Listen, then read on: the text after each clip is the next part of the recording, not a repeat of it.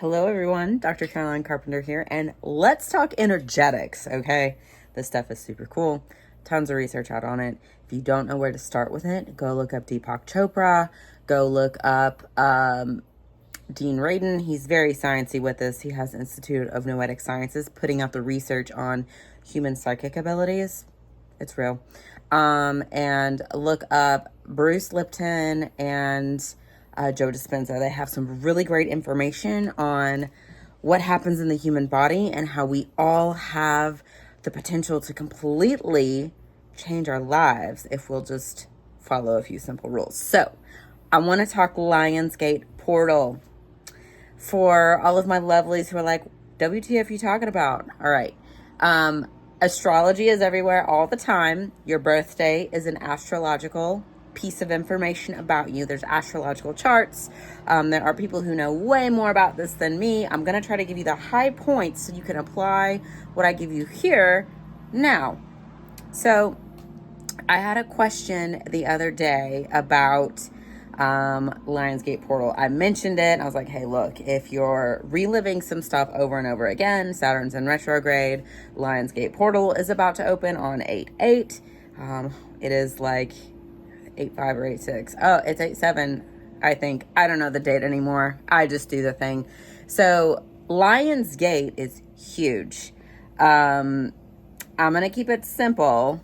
So, and I'm going to give you my viewpoint on it. So any astrologers here or professional readers, earmuffs, and I'm sorry. But it's a chance to birth that new, beautiful, big, bold version of you out into that world. Not that you can't on any other day. Lionsgate is just one of those times where all of the planets, the energy, the astrology is really supportive of that type of action. And I got the question of, okay, so I've got to let go of everything that's not working, right? Yes. And a key piece of information of letting go, aside from think it, let it go, notice it, let it go, your moon rituals, whatnot, is action. That is the piece I wish I had known sooner, the action of letting go. And when I say action, I don't mean like ripping pieces of paper up and burning them or writing things down. Yes, absolutely do that. But the action of doing the uncomfortable thing. So, I almost said something about South Node and North Node. I'll keep that to myself. But there is physical neurology built like little railways or roadways in our bodies that determine what we do on a daily basis. All of our automatic actions, like when we wake up, what do we think in the morning? What do we do when we're bored? How do we know we're bored? If you had nothing to do during a day, what would you default to? What would your default be? That is your automatic programming via your neurological pathways. There is a really comfortable thing to default back to and really uncomfortable pieces of action that most people know that would get me where I want to go, but I don't know how. And it's usually not, I don't know how. It's usually, I'm afraid of what happens after I do, or I'm afraid of not knowing what happens after I do. It's not knowing how. It's, I don't know what it looks like on the other side. And because that's uncomfortable and the risk is risky, I'm just going to keep doing this thing until I know for sure that once I do that thing, it's going to work out. That ain't the name of the game, my lovelies.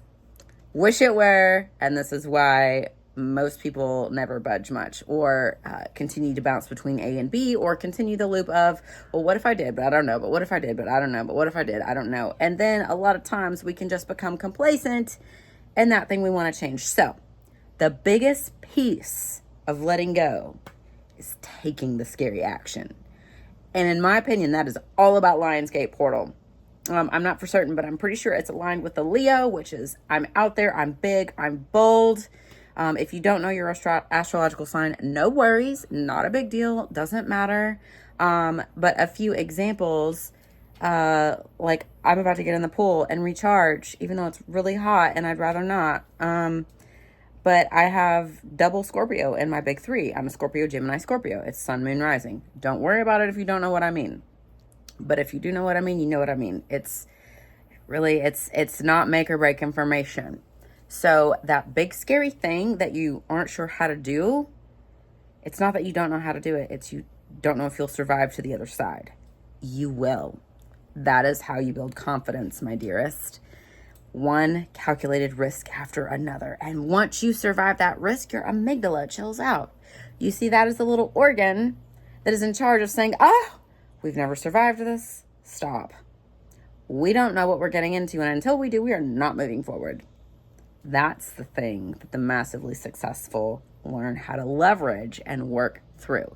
And that is what the Amygdala Reset 6-Week Accelerator is all about. We're in the women's group now, and I'm excited because our second gathering is on Lionsgate. I did not plan this, but it's really fun now that I know more about astrology. So, key takeaways is to birth something completely new in the world, to show up completely differently, and to be that best, biggest, brightest, boldest version of you. You gotta let go of the shit that doesn't serve. Excuse my French. And to do that, yes, you let it go mentally, and you take different action, which thinking about it doesn't sound like letting go, but taking new action makes a new path, and that old path becomes irrelevant after enough repetitions. And this is the key most people are missing.